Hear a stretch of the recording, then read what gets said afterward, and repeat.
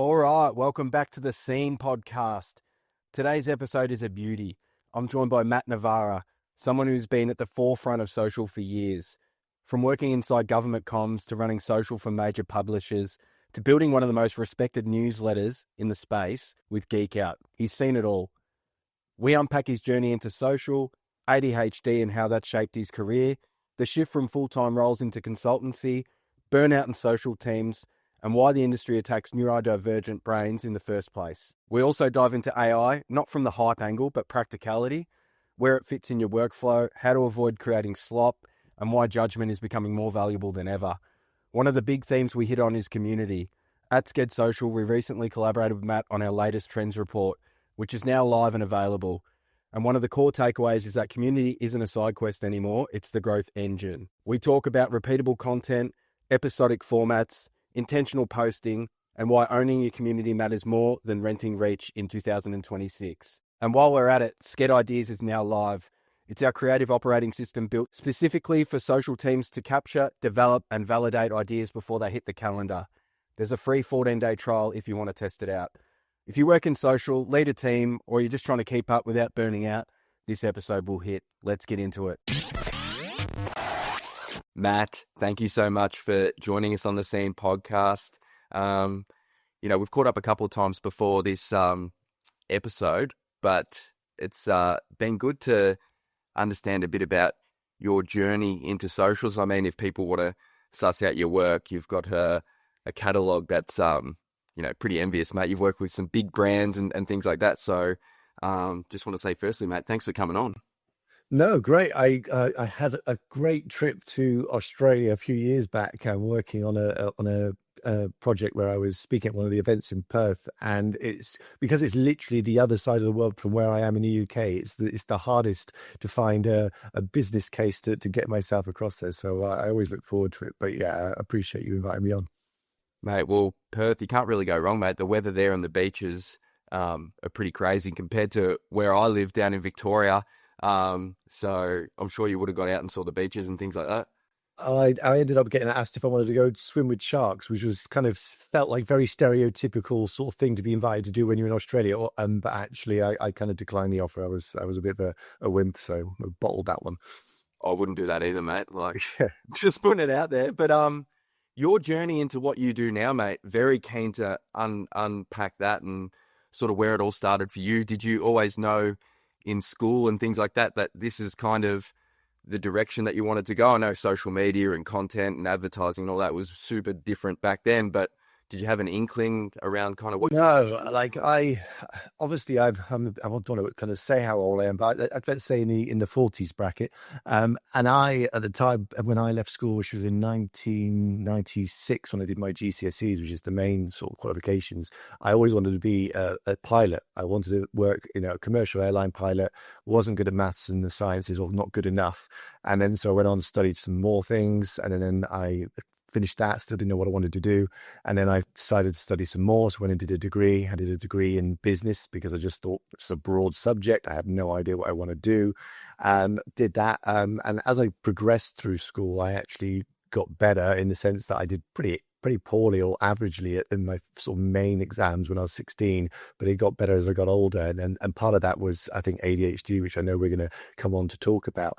But actually, when I left university, I worked for a bank as a bank kind of marketing manager on a graduate scheme, worked in London for 3 years. And then I decided after that I wanted to become a teacher. So I was a primary school teacher of like 4, 5, 6-year-old children. Did that for 2 years. Didn't really want to do that long term. Realized it wasn't my calling. Went traveling for a year, and then I came back, worked in banking again, and then it kind of started like social media. It depends how you define when social started, but for me, 2006, 7, 8, when things that were coming on stream like Twitter and Facebook and things, I was just coming into a role that had been offered to me as a press and PR kind of communications manager for a government department in Cardiff, and they at the time had no social presence, and social was just kind of not even a thing really for brands, or certainly not for government, who were always way behind. And then I just kind of took that role on and kind of really enjoyed it and played around with it, and it kind of snowballed. And I think that my break came because I I found the name of the director of digital communications for the UK government, who was in London, but I was in Cardiff. And I thought they didn't know me, but I really love this bit of the work and I'm not really going to be doing this all day long. So I emailed them and said, you don't know me, but I'm really into this sort of aspect of my work. I think I could be really good at it. Could you help me out? Would you be willing to kind of give me a chance to do something in one of the big government departments? And she did. And she didn't know me, kind of pulled me in to do a kind of small secondment. And then it kind of went from there. And I worked for Downing Street Prime Minister's team. I worked in the Cabinet Office, the kind of main government teams. And then I became head of social for a government department. And then quick plotted history after that was really moved on to a news publisher, worked for a tech news publication as director of social media for 5 years in Amsterdam, and was like kind of had no goals, no objectives at the start, no team, nothing. I had to sort of start from scratch. My first day was working at their conference. They said, it's a small conference, it'll be fine. Just get in there, just do what you can, whatever. And it was 3,000 people for like 2 days with no social team. And I was like, well, I just guess I'm going to live tweet through this then. That's my strategy. So I kind of did that. And then eventually I got to there's lots of stuff that I did in that role. But by the end of that, I kind of realized that I'd reached the end of that kind of experience. And I decided that it was make or break. Do I kind of go out and do it on my own? And thankfully I made the right choice and did. And since then I've been consulting and speaking at events and going on Netflix docs and all sorts of other crazy stuff. Where did the drive and ambition come from? Is it something that was always like natural to you, or did you just sort of progress and get more passionate about what you were doing? And I think that what I have come to learn about myself and about ADHD, which is part of who I am and something I didn't realize a lot about until I was in my late 20s, which if I had known earlier, I would have realized why I was struggling in so many different areas of my life, including work and home life. But I think with ADHD, and I teach my kids who both got ADHD as well, that you have to choose something that you genuinely love and you're passionate about, or just excites you, or you just find like, I love this, I could do this all day. Because if you don't find that with ADHD and you just do something because you think you need to do it or should do it or you have to do it, you'll just always struggle and it will always be stressful, and it's really hard to get to get that level of motivation and passion for it. So I think I just naturally found that the things that were in social media, the speed of it, the kind of constant change with it all, and the fact that I was already kind of, I guess you could call me a bit of a geek and a nerd when I was younger, it all kind of came together. So for me, I knew I gravitated towards it. It ticked all the boxes with my ADHD brain. I seemed to be good at it. I felt I was kind of doing all right with it.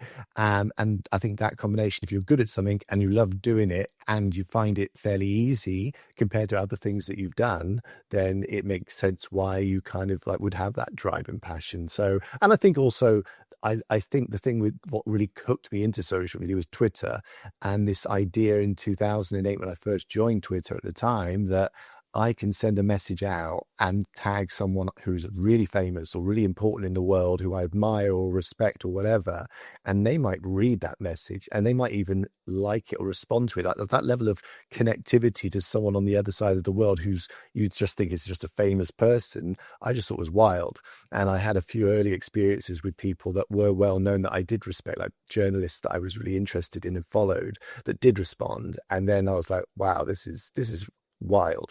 And then the fact that you could generate such an interest in what you were saying and people would engage back. And I think that was the catalyst for me for most of it. I love that. And the self-awareness piece, hey, like when you get diagnosed, then you can sort of go down that rabbit hole and learn more about yourself and how you operate. I'm sure that really helped with all the stuff that you were doing, hey? Yeah,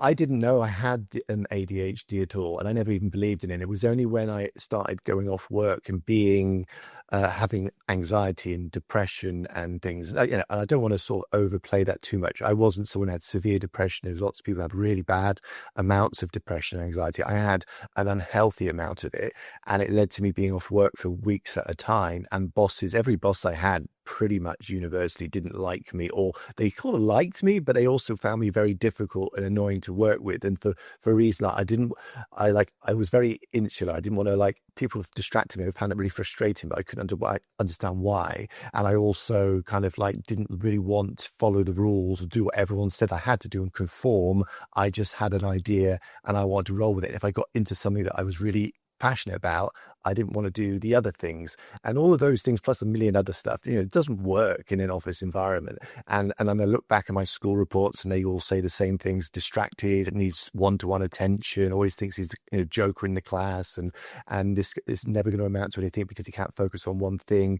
So all the signs were there. But so when I found out about it, and I thought, no, you're going to be like kids running around the room and smashing toys on the wall, and I'm not that person, but it isn't necessarily like that for some people, including me. So when I did find out and I sort of looked at all of the evidence, I was like, yeah, that kind of makes sense. And so I always describe the time when I first got told I had ADHD and was take this medication, see if it helps you. And I tried lots of medications. They didn't make any difference. It just made me feel really edgy and it wasn't helpful. And then I tried the final medication they try, which is dexamphetamine, which is like pretty hardcore medication. But so I took it one day at working in the government office, and it's like the scene I describe is from Limitless, where Bradley Cooper sort of takes this pill and he kind of walks up the stairs and it all comes a bit brighter. Everything becomes quieter and more focused. And then I was away, and you can literally track my career. I was sort of flatlining for about 6 years, doing 3-4 different jobs, not really getting anywhere, middle management sort of roles. Started with the ADHD medication, understood it better, and then started learning about what I would be best at doing. And then from there, I went to like Downing Street, and then to a news publisher in Amsterdam, and then to my freelance career, and then doing TV work. And I do think a lot of that was because I found my calling in the job, and also understood the ADHD better. I love that. And flipping into consultancy work after working full time in companies and that, do you think that really helped too, by having different things that you can sort of focus on at different times as well? Yeah, I think, like we were talking before we started recording, that I think there's something about working in social media broadly, not just being a social media manager, but content creators or any adjacent roles to that seems to draw people with ADHD tendencies, or people who have neurodiversities, particularly ADHD and autistic traits as well. And I think part of that is because it is fast paced. It can be, and there's never a dull moment. It's never ending. It's not like you have like a marketing job, you have a product launch, and then you're doing all that work for that one project. It launches, you've got an end date, and it's done, and then you move on to the next project. It's just continuous, and there's multiple streams and feeds and content and numbers and what's going on in the world. And it's just like that just fires dopamine all over the place. And some people it's too much, but I think for people with ADHD, it actually works for them quite well. So I think that's part of it. But I definitely found, after realizing I had ADHD and having had the experience of working with it over my career, to the point when I did take the leap to become a freelance consultant, that I knew that I was only going to be successful doing that if I shaped the work in the way that best worked for me and my brain. And that's what had been successful for me in my previous roles. My last role before I was a consultant was for the Next Web, and they literally said, there's a very broad kind of set of rules around the perimeter of kind of what we need you to do, but otherwise there are no rules. We trust you, and we give you all of that autonomy, and that having that sort of basic structure but with lots of sort of room to maneuver was really helpful. And so when I went into doing freelance, I thought, well, I need to keep that level of kind of control and being able to sort of choose my own destiny as much as I can. And I know I'm fortunate, because when I left the Next Web, I'd already built up this audience, this following separate from my job. I was a job to do for the company, but I'd also become this person who was going on TV and doing news interviews and all this sort of stuff. And because I had that following, I had a bit more like cachet. So when clients come to me, I had a bit more leverage to say, I don't want to do that, or I don't need to do that. But when I have jobs, I kind of shape them a bit more. So to give you an example, like I think one of my first jobs was with Google, and Google had come to me and said, could you do a consultancy project? It's like a 3-month research project, and this is what we want to do, blah, blah, blah. And I was like, oh, this is Google, this is huge, and this is a really big client, and it sounds really exciting. But then the part in my heart and in my head was saying, oh, this feels really stressful, because they're going to want a report, they're going to want slide decks, presentations, they're going to want, this is Google, they're going to want the works. And I just thought, I know what they really want. They want what's in my head and what I got to tell them from my experience and to give them my advice, strategic advice and recommendations. Is it really important for it that the way it's delivered or how it's delivered? It's as long as they get what they need from it. So I just said to them, I will take the job on. I want to do the job, but I'm going to tell you now, openly and transparently, I'm never going to produce a deck for you, or I'm not going to produce a slick Google Doc or whatever kind of report you might reasonably expect. I said, I will do video calls for you and you can record them. I will come to your office and we can talk at length. We can have multiple calls or meetings, and you can do any other ways of kind of extracting that information from me, but I can't do that. I said, because it'll take a lot of my stress and energy away from it, and I will deliver a less decent result for you because of the anxiety it would cause me because of the ADHD. And they were like, fine, no problem, no issue at all with that. And once I had that from the first client, which I was kind of scared of doing because of risk of losing the job, it meant future jobs I could be like that. And then there are many other examples where I kind of have shaped my jobs and my choices and been good at saying no to make sure that I can cope in doing the job that I do. I love that. It's like you have to take that risk and face that fear of maybe losing that prestigious role that's in your head, and then that confidence just oozes from that, hey, where you're just like, I can move forward. But do you think the background in PR and comms has really helped shape how you see social, and yeah, just like your perspective on that? Because I think like that's the dream for everyone, isn't it? Is to get out there. Yeah, I call myself the accidental social media consultant in many ways, because everything I've done has always been just kind of like, I'm just going to do what I enjoy doing and know that I can do and can cope with, because I'd had so much stress. That's, one of the things when you have ADHD is that you have a lot of years when you don't know about it or don't understand it, being told off, told you're not good enough, told you're not concentrating, told that why are you like this, why can't you be like that, and also sort of knowing yourself that you're different and finding things hard. And why am I finding this hard? So I've been kind of a bit more resilient in terms of all of that. But I've lost the thread of your question in terms of it. Sorry, what we're saying. PR and comms background, how do you think that's sort of helped? And so the PR and comms, like so when I say I was accidental, I didn't choose to go into PR and comms per se. Like when I started the job with the government, I was employed as somebody that was writing press releases and doing like website content and all sorts of like sort of general commsy stuff. But then it kind of sort of got engrossed in the social thing. And then because I worked in some of the bigger government departments, you kind of then get like exposed to kind of the inner workings of public relations for a government department, for some senior ministers. And then you start kind of experiencing, we did a project where I came up with this idea that we'd work with the TV program Dragon's Den, which is like in America, that's Shark Tank, isn't it? And so I spent time working with them, and you start connecting with them. And then I had a fascination with a couple of journalists who are really interesting to me, the big tech journalists. And I messaged one of them on Twitter, and I just said, they say you don't ask, you don't get. So I'm asking, can I come and spend the day with you and follow you around doing your job? And I just thought he's like the biggest BBC tech journalist in the UK, whatever. And he said, yeah, come along. Great. And I was like, oh, wow, cool.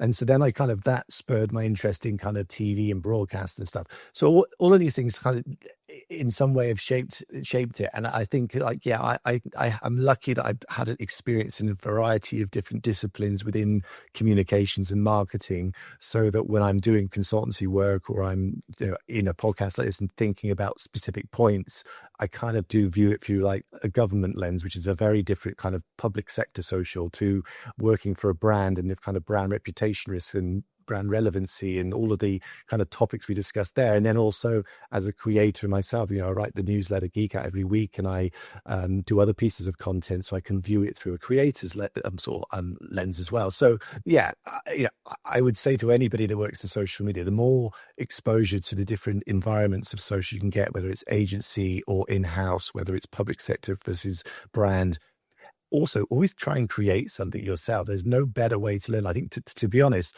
when I started social, there was a few creators here and there, but the norm was like you worked in social, but you weren't necessarily a creator like now. Whereas I think probably if you asked many people who work in social, there's many of them will say, well, I have my own little newsletter, or I do a TikTok thing or an Instagram thing. But if you don't, that experience is a very different way of seeing social and understanding social than just purely being a creator for a brand or doing stuff in-house is a classic social media marketing type role. And I think that exposure is really, really helpful. What about for you learning new things? Like, how do you go about it? Are you someone who reads a lot of books, obviously pinging journos that you respect and following them around, but like, is there any sort of thing that you sort of constantly do to, like, new platforms, for example? Well, I'm kind of lucky in the sense that I write the Geek Out newsletter. So that goes out every Friday. It's like the digest of everything that's gone on the social all in one place so that you don't have to go look for it. And the genesis for that was me thinking like, God, it's really hard to keep up with what's going on in social and like have it all in one place and to be confident. Like, God, I've always felt like I wasn't doing enough. There was something I probably missed and people knew more than me.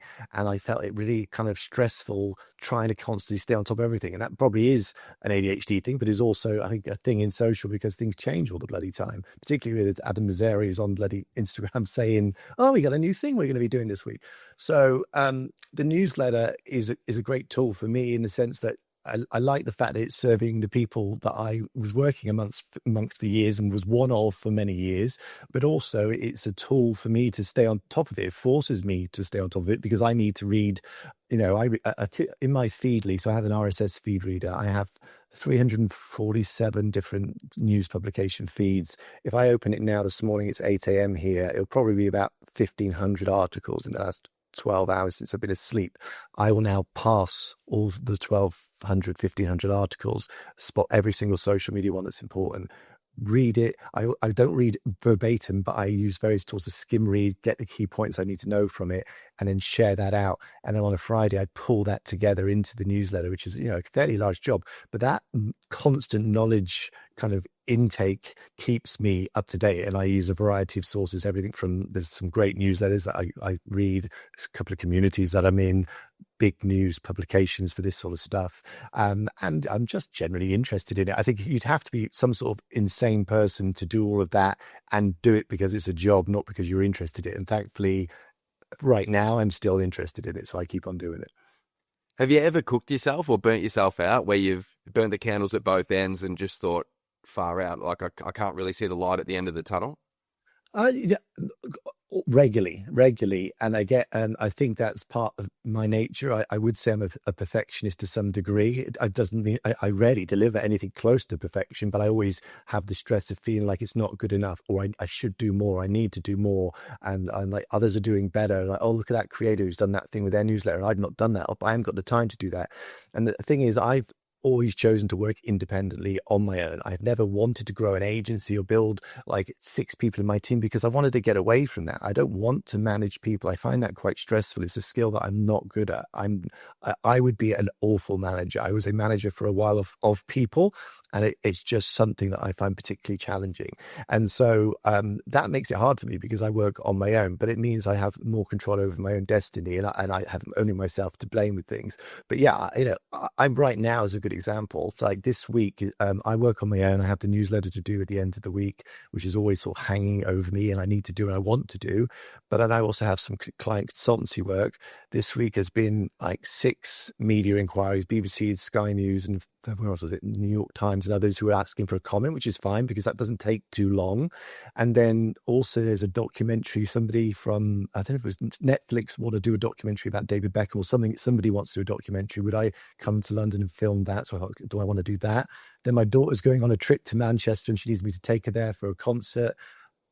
That plus day-to-day work, and I'm a single parent, it's a lot.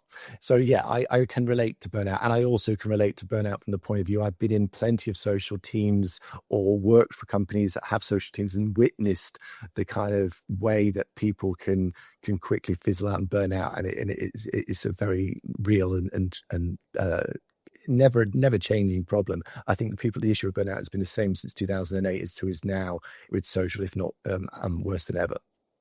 I feel like because it's such a reactive industry, it's like you see that as a super strength, but it also can cook you if you don't put boundaries in place. And it feels like through your experience, you've been able to put those boundaries in place where it's like, you don't fizzle out as hard as what, you probably could. Yeah, I think for social, it's like infinite inputs and finite amount of time to output something from all of the stuff that we have coming into us. And like you say, it's social's very reactive. Your feeds never end. It's a never ending supply of content and things that are going on in the world and things you could say or things you could reply to or might need to reply to. And DMs and customer service aspect of it is 24/7, although the advent of AI is sort of helping a lot with all of that. And trends, every day there's something going on that could be something you might want to hook into. And I think it's quite good that we've got to a place in social media increasingly in the last couple of years where this idea of intentionality, going to social media with intent, but also posting with intent, not just personally or as a creator, but also as a brand. And I think having a sense of awareness of burnout and looking after the team and figuring out ways to kind of insulate teams from that or kind of understanding what can lead to burnout. And so I think, there's an emotional labor, an emotional cost to being a social media manager because it's pretty personal as well. Like, anybody that works in marketing and comms, obviously an element of their work, their words, which maybe people don't realize are theirs or their ideas or their content is out there, but it feels much more focused and hyped in social because like so much of it can be your work, and then you suddenly see the reaction to it and the response to it, and then you can do 2 or 3 posts in a week or more than that, and then it can be pretty soul destroying if it's pretty negative or it doesn't result. And then people for a long time have tried to post their way through it, thinking that posting more or reacting more and responding more is maybe the best way to go, and it's a natural instinct to kind of correct the record or to jump on a trend. And actually, virality shouldn't be a success benchmark kind of thing. It is something that can be useful if right, but there's very few brands. There are some, but they're like brands that can chase virality and can be very good at newsjacking, and the obvious one is Ryanair, and there are others as well. But for the average brand and the average social media team, the 80-90% of everybody else, that kind of way of living and operating that strategy is damaging, and it's not a healthy business model for a social team. What about like AI? Obviously, the last couple of years has been crazy with the tools and resources that are just out there. How do you see it in terms of workflow and like the future in terms of like creating content, social, and all that type of stuff? Because we're seeing a lot of slop as well. We're seeing a lot of people use it as like the output. Personally, I like to use it as like to like you were saying, like scanning big long documents and big books and picking up points and things and like analytics and stuff like that. How do you see it? Yeah, I think the way I've framed it is using AI as your wingman and not your creative director, like having it as a tool for you to support and enhance and boost productivity and on the sidelines, rather than letting it be something you outsource all of your thinking and processing to all of the time. It increases, that homogenous nature of the content. Everything becomes very flat and bland. I think a lot of those issues, which is the one that often comes up about things feeling lacking depth and just feeling a little bit less emotionally resonant and stuff, will become less of an issue because we're seeing it all the time. The platforms, the AI models are getting better and better, and I think that will become less of an issue. But differentiation becomes harder the more that you use AI, and we're seeing that in some of the content we see in feeds. Judgment, when you have AI in existence, judgment becomes more valuable, and that point of difference and the point of personality and the sense of community, all of that stuff is increasingly even more important in a world where the feeds are very, very same. I think AI is great for being a starter motor. I think turning a blank page or getting rid of the blank page problem when coming up with ideas, helping repurpose things and taking something, doing something that is a task that is not directly on its own value adding, but the time saved by it doing it for you and doing it a mass level and to scale things is really powerful. Pattern recognition, analysis, insights, things where it's kind of doing stuff that you can. It can do it quicker, better, faster than you, but it's not going to have necessarily an impact on your brand's relevance, how much it resonates with people, or risk kind of that sameness that happens when using it as well. So I think in a world where there's lots of AI content and there's trust for many generations is declining with news journalists, with the governments and politics and things, and we're seeing lots more misinformation and deep fakes and things. Trust and putting out content that really kind of feels, speaks to people and has edge and personality is really going to be the biggest point of differentiation. And I think also transparency. I think this year is going to be really interesting to see how many brands choose not to be fully transparent and how much they get burnt by it and how much users want that. And I think also how much people want to control how much of this AI stuff they want to see. We're seeing Pinterest kind of add filters to kind of allow you to filter some of this stuff out. It wouldn't surprise me if we have more of that with other platforms in terms of choosing to not have any of this AI stuff in your feeds. And I also suspect we're going to start to see more increasingly regulation. We've seen the social media bans in Australia and other countries. I suspect we will see much more stricter labeling and checking and verification of everything from people who are on the platform, so they're not bots, but also the content itself. So and that's a reckoning that I think that the platforms and users we're all heading towards. You mentioned something earlier about community, and one thing we did do late last year, early this year, is collaborate with you on a trends report for Sked Social. And one of the main things that come up was community as a growth engine. Can you talk a little bit about how important community is when it comes to content and socials? Yeah, it goes back to what we were saying a bit earlier about intentional posting and things, and posting through it and posting more and more. And actually what people tend to do now is posting less and posting with, thought and thinking a bit more about how to be more relevant with their audience, but also be part of the community of people that they're trying to serve. And feeds are noisier than ever, trust is shakier, reach is as unpredictable as it's ever been, for many anyway.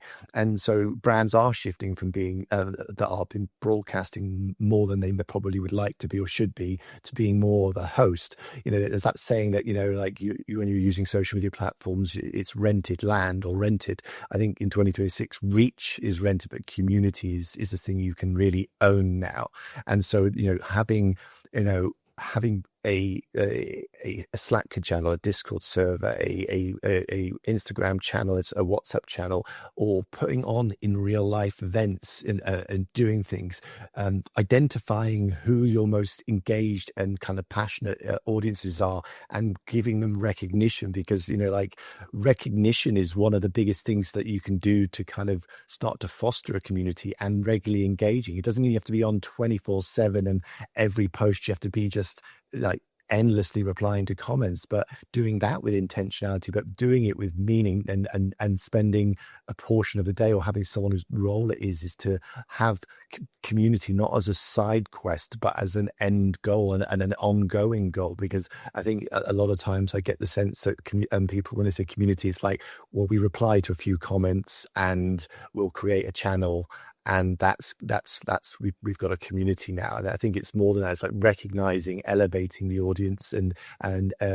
using them as sounding boards for feedback for things, putting on events for them, doing something that shows that this is just for you because you are our most loyal, passionate group of people who are really into our product, and giving them something that sort of signposts them and makes them feel part of something. And that's challenging. It can be harder for some brands than others, depending on the industry that you're in. But it's really important now, given the AI sort of era that we've entered. I love that. And the interaction piece, hey, it's like people want to identify with things and so how it makes you feel. So how do you create that? creating content that people want to save, so like people want to come back to because it's important to them. But things that people want to share is about what it says about them, and it's like an identity statement. And people only get to that level of like connection and feel like the brand is relevant to them if they have consistent kind of touch points where that sort of stuff goes on. And one of the things that's really hard now with all these with AI sort of recommended content and feeds that are kind of becoming more and more personalized is that you like it's really hard to break through, and actually for someone to follow you. You know, we've heard all for the last few years about the vanity metrics, follows and things. It's far less important. It's not important. I think that would be too far to go, but it is far less important. But it's also part of why we've started to see repeatable content, you know, a repetitious content. And that's the goal with social teams these days. It's like, it's not about how much content can you create and can you jump on a viral trend. You know, there's elements of that. There's always a place for that. But actually the goal is, what can we create that really works and resonates with our audience, that sings to our audience and increases trust and relevancy, but it also, more importantly, is repeatable. How repeatable is this? Can this be created into a series? What, you know, we're seeing this massive explosion now of micro dramas as they've been framed. There's apps dedicated to it. TikTok has pushed features directed to that. Only this week, yesterday, it's come out. There's inside the Instagram app. They haven't launched it yet, but they're testing a short dramas tab or format, which talks to this idea of repeatable content. And we've seen the linking of reels together. This is about audiences like want to be able to come back and be familiar with your brand, and also, you know, finding people don't often search out for individual brands. They see a thing in a feed, they like it, that was really cool. They sometimes follow it, and sometimes if they don't look at some of the content for a while, they get lost in the feed and don't see them again. But if you've got a repeatable series and something that has regular characters or a certain activity or like a feature that you do in your content every week and brings people back, you know, that's the dream, that's the goal. So repeatable content is really important, and that fosters, you know, that stuff we were talking about, community as well. Episodic content where, like, the best is when you find something in your feed and then you click on the page and then you're like, oh, there's like 30 more videos of this. I can go back and look at it all, and I'm that keen and that interested. And it's made for the platform. Hey, it's made to entertain you, not sell you. Yeah, and that's it. And the brands that do it well, you know, have, you know, huge engagement results for it, and big numbers in terms of these series that take off. But it does take a level of risk taking, because, you know, if you take lots of small swings, you know, you're probably the gains are going to be equally small. You have to kind of do something you haven't done before, and I don't have any issue with teams that sort of copy other companies, but make it have your own stamp on it. You know, like, you know, if short dramas and mini micro dramas are a thing, then fine. Okay, how would it be done from your brand's tone of voice? How would you do it in your style? If you see some companies do a few things that are like really interesting, okay, take those ideas, shortcuts to the idea, then find a way of making your own and experiment, and the more you chuck at a wall, the greater chance it's going to stick. You know, people have a very short memory span when they've got lots of content in their feed. You know, unless it's absolutely shocking and controversial, really out there edgy, a bad piece of content that just doesn't perform is just like, yeah, it didn't perform. It'll hurt the team more and it'll hurt the confidence more,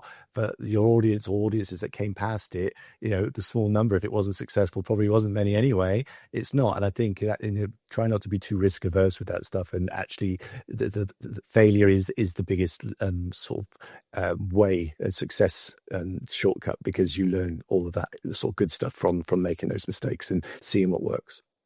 I think too, like shopping now, it's not Googling it now. It's going on TikTok and seeing what people are saying about it, what they're reviewing, and feeling like you're getting a deeper picture on what people are trying to sell. Is that what you're seeing as well?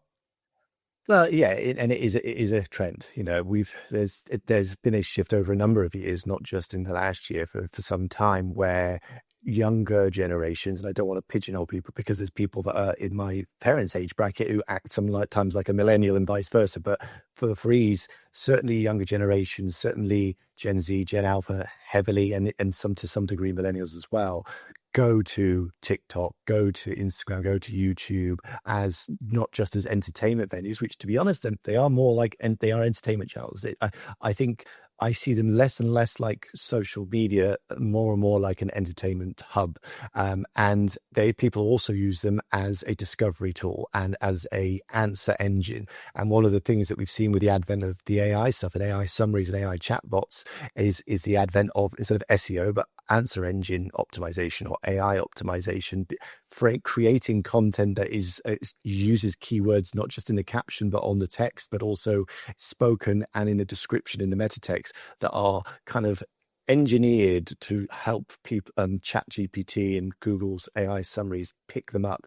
One of the, not the only reason, but one of the reasons brands are all in on Reddit at the moment is because of the fact that it's one of the most cited sources of information and trusted sources of information, which is funny because it's gone full circle. I remember when Reddit was the front page of the internet and everyone's like, this is like a hotbed of crazy, wild kind of conspiracy stuff and all sorts of trouble. But now actually Reddit's a source for AI search engines, which means brands want to be there because they get stuff in there and people talk about their product and people trust it.